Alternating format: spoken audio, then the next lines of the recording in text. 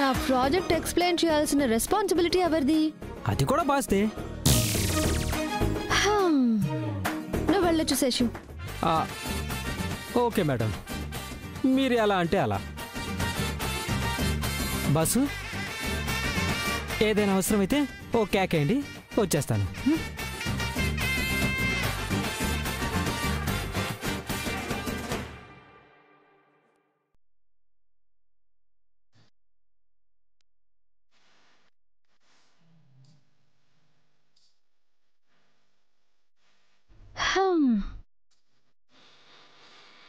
చెప్పండి మిస్టర్ రాధా గారు, time waste అవుతుంది.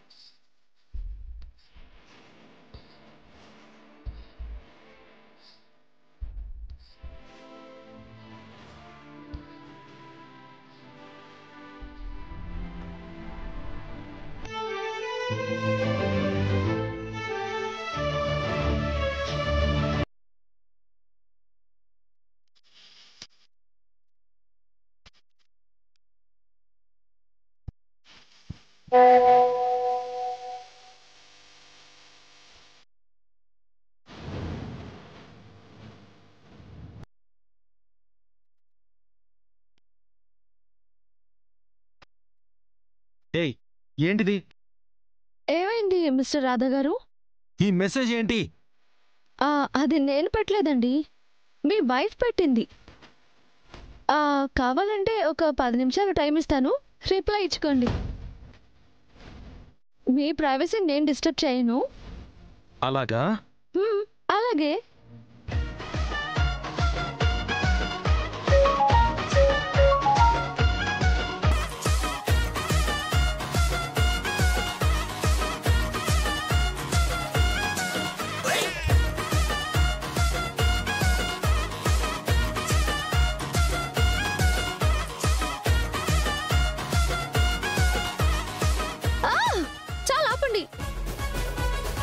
భార్యతో ఇలాగేనా మాట్లాడేది? బ్యాక్టీరియాని చంపాలంటే ఫినాయిల్ కొట్టాలి, సెంట్ కాదు. డిస్కషన్ ఆపి ఎక్స్ప్లెయిన్ చేయండి.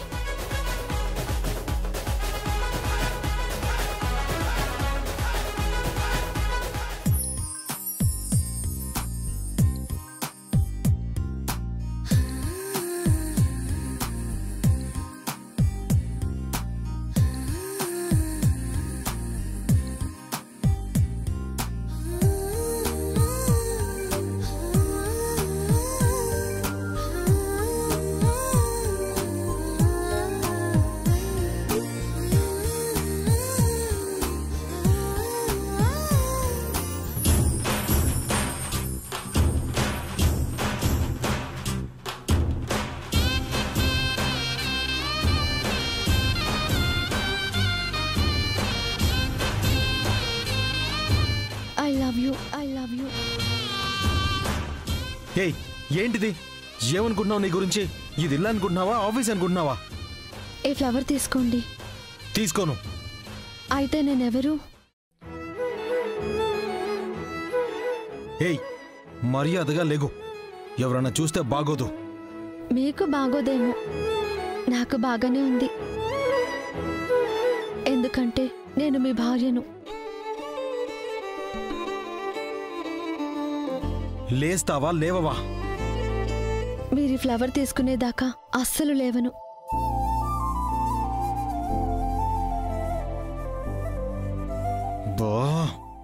టార్చర్ అయిపోయింది.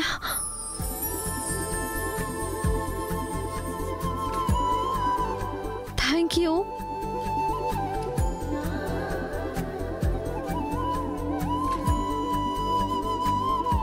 Damn it.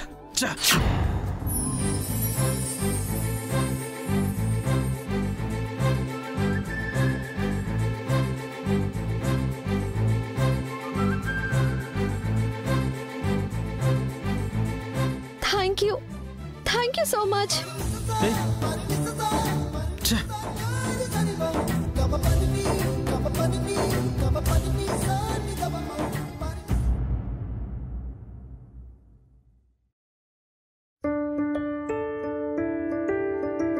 విష్ణు, ఏం చేస్తున్నావు? వంట చేస్తున్నానండి. నువ్వు వంట చేయడం ఏంటి? నిన్ను ఏ పని చేయొద్దని చెప్పాను కదా. అందరూ ఎవరి పనుల్లో వాళ్ళు బిజీగా ఉన్నారండి. నేనొక్కదాన్నే ఖాళీగా ఉన్నాను. బోర్ కొట్టి పనిచేస్తున్నాను. నీకంతగా బోర్ కొడితే టీవీ పెట్టుకొని సినిమాలు చూసుకో, అంతేగాని పనులు చేస్తాననొద్దు. ముందు నువ్వు ఇట్రా, రా చెప్తా. ఇలా కూర్చో.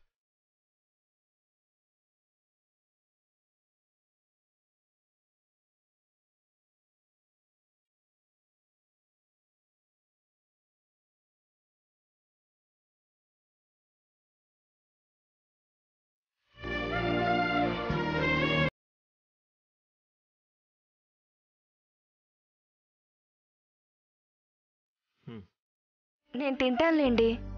నువ్వు తినడం ఆకలి, నేను తినిపించడం ప్రేమ.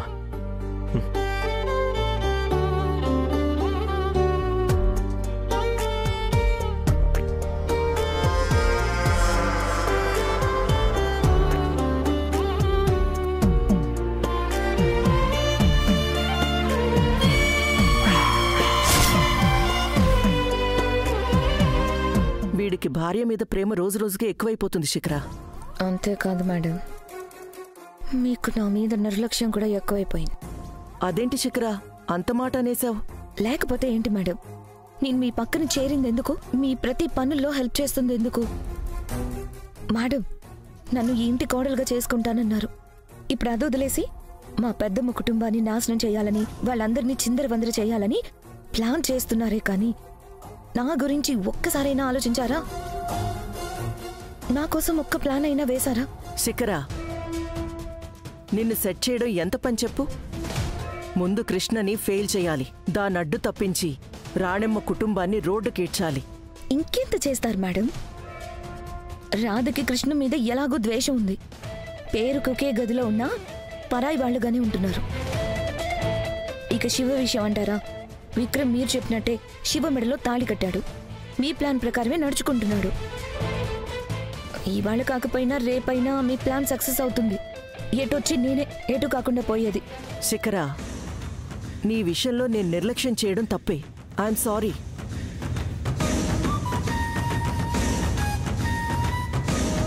నువ్వు అడుగుతున్నావు కాబట్టి నీ లైఫ్ని సెట్ చేసుకునే అవకాశం నీకే ఇస్తున్నాను. ఆ విష్ణు శ్రీకాంతులని విడగొడతావో మీద పడి చితక్కొడతావో నీ ఇష్టం. నీకు ఫుల్ పవర్స్ ఇస్తున్నాను. నువ్వేం చేసినా నీ వెనక నేనుంటాను. ఈ ఒక్క మాట చాలు మేడం. ఆనందం అనే మాట దాని జీవితంలో లేకుండా చేస్తాను.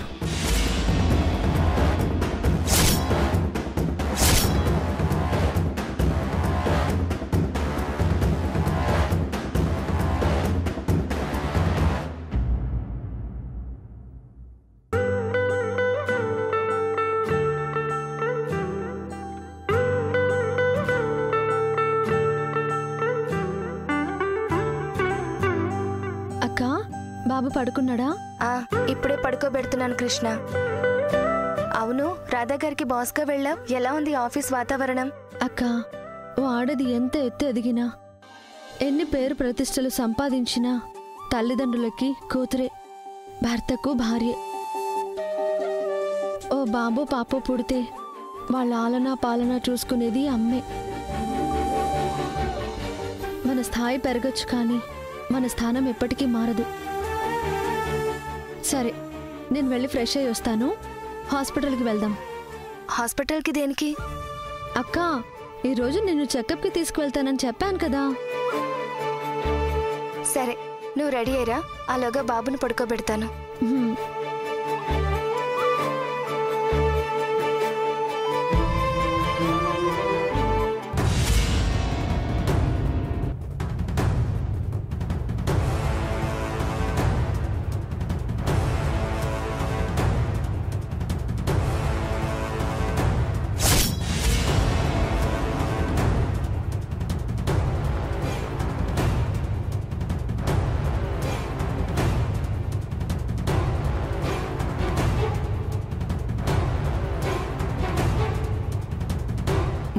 ఫాస్ట్గా. Yes madam. సరే పద.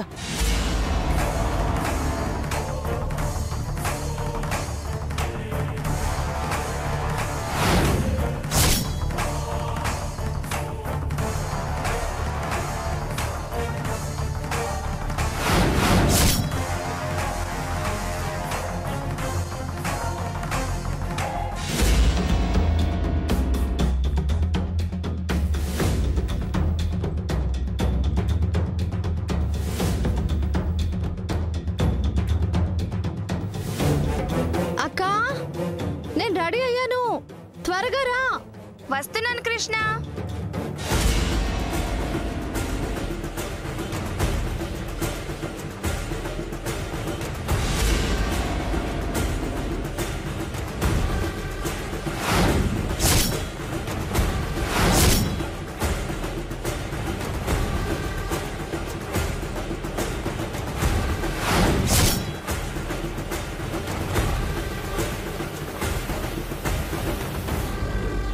పదక్క.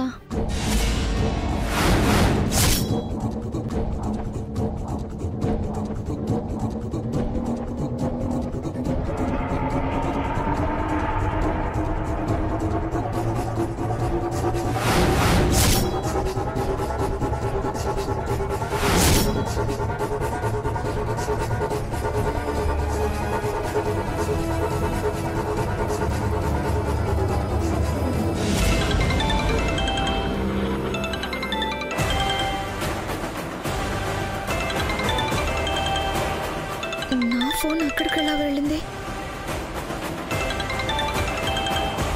అక్క, అది నీ ఫోన్ కాదు కదా? కాదు. మరి నువ్వెందుకు తీస్తున్నావు?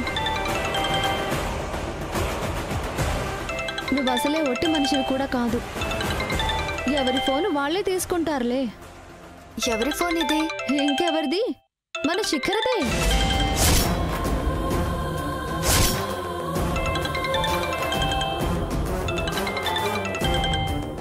శిఖరా, అలా చూస్తున్నావేంటి? వచ్చి ఫోన్ తీసుకో. అలా అటు ఇటు దిక్కులు చూస్తున్నావేంటి? వచ్చి ఫోన్ తీసుకో. తర్వాత తీసుకుంటుందిలే కృష్ణ. చెవులు చెల్లులు పడేలా రింగ్ అవుతుంది. ఎంత అర్జెంటో ఏంటో. వచ్చి ఫోన్ లిఫ్ట్ చేయి శిఖరా.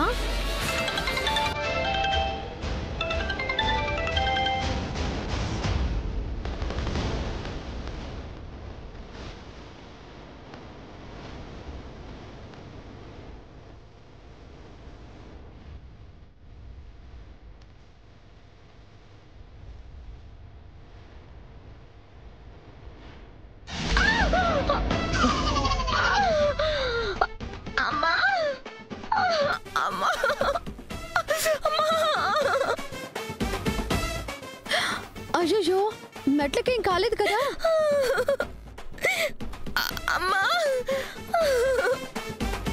ఏంటిది శిఖరా? మెట్ల మీద నడిచేటప్పుడు చూసుకోవాలి కదా?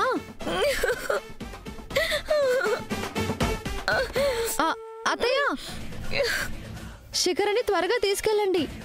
డాక్టర్ని పిలిపించి కట్టు కట్టించండి. మనుషులనైనా నమ్మొచ్చు కానీ ఈ మెట్లను మాత్రం నమ్మలేమబ్బా.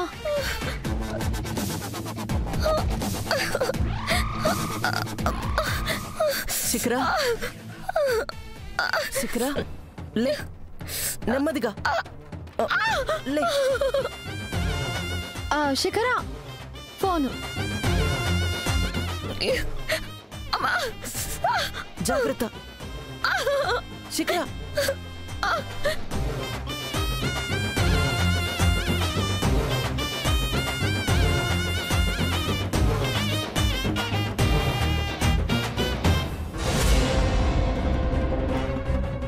ఒక నిమిషం అక్క.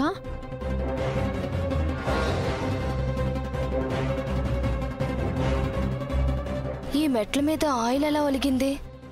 ఎవరు పోస్తుంటారబ్బా?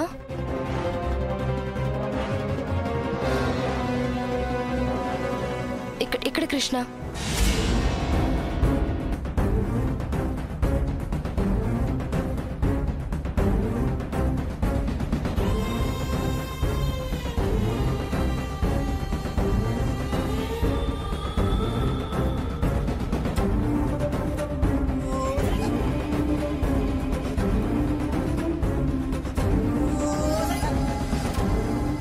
ఏంటి కృష్ణ ఇదంతా?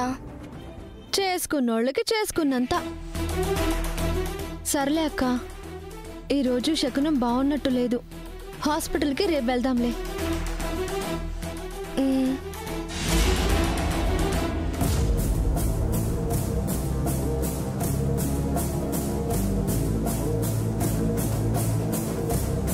చా, మంచి ప్లాన్ని చెడగొట్టావు. అసలు ఫోన్ అక్కడెందుకు పెట్టావు? నేను పెట్టలేదు మేడం. నువ్వు పెట్టకపోతే దానంతట అదే ఎగురుకుంటూ వెళ్ళిందా? ఎగరలేదత్తయ్య.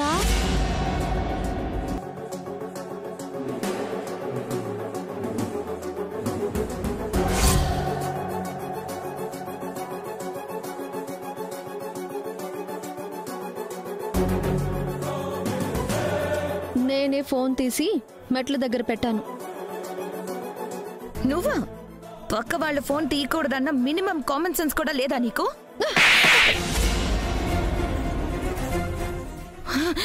కృష్ణ, నోర్ మోయ్.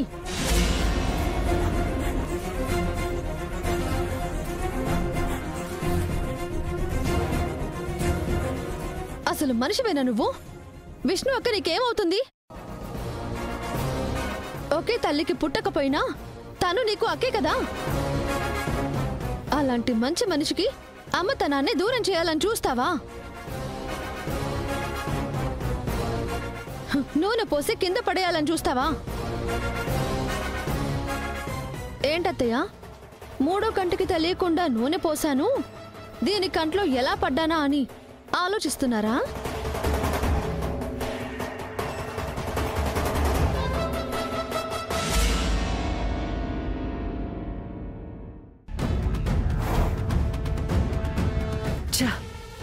ఆ విష్ణు కడుపులోని బిడ్డ పెరిగి పెద్దదవుతుంది. ఏదో ఒకటి చేయాలి.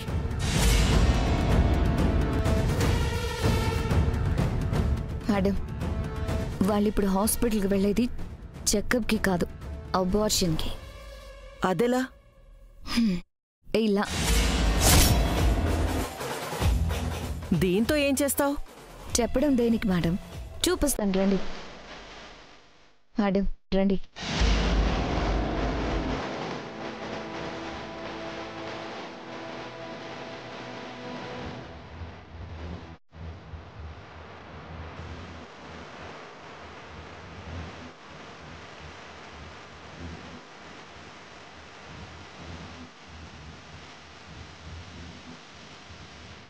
మేడం, ఇప్పుడు ఆ విష్ణు హాస్పిటల్కి వెళ్ళాలన్నా కంగారులో కిందకొస్తుంది, చూసుకోకుండా నూనె మీద అడుగు వేస్తుంది.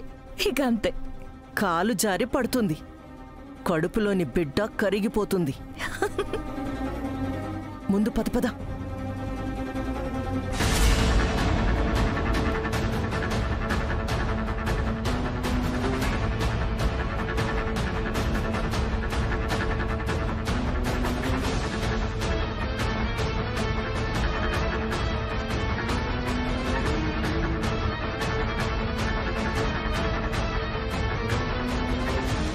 మీరు నూనె పోయడం నేను చూశాను కాబట్టి సరిపోయింది, లేదంటే ఏమై ఉండేది? ఏముంది? ఆ విష్ణు కడుపు పోయేది, దరిద్రం వదిలిపోయేది. అత్తయ్య, అరవకో. నీకు నా సంగతి బాగా తెలుసు. నేననుకున్నది సాధించడం కోసం ఎంత దూరమైనా వెళ్తాను, ఏమైనా చేస్తాను. ఈసారికి మీ అక్కని కాపాడుకున్నావు, కానీ ఇలాంటివి చాలా జరుగుతాయి. వంట చేస్తుంటే మీ అక్క చీరకి నిప్పంటుకోవచ్చు. మోటార్ ఆన్ చేసేటప్పుడు షాక్ కొట్టొచ్చు. నిద్రపోతూ ఉంటే ఫ్యాన్ మీద పడిపోవచ్చు. ఏవైనా జరగచ్చు. వాటి నుంచి కూడా ఎలా కాపాడుకుంటావు? నన్ను దాటి ఆ బిడ్డని భూమి మీదకి ఎలా రప్పిస్తావు? ఖచ్చితంగా రప్పిస్తాను. నా కుటుంబాన్ని కాపాడుకోవాలి అన్న బలమైన సంకల్పం ముందు మీ ఆటలేమీ సాగవు. ఇంకా ఏమన్నారు? నిప్పంటుకోవచ్చు, షాక్ కొట్టచ్చు, ఫ్యాన్ మీద పడొచ్చు అన్నారు కదా. ఇందాక మీ నూనె ప్లాన్ని ఎలా అయితే తిప్పి కొట్టానో ఆ నిప్పు మీకే అంటుకోవచ్చు, ఆ షాక్ మీకే కొట్టొచ్చు, ఆ ఫ్యాన్ మీ మీదే పడొచ్చు. జాగ్రత్త అత్తయ్య, ఉంటాను.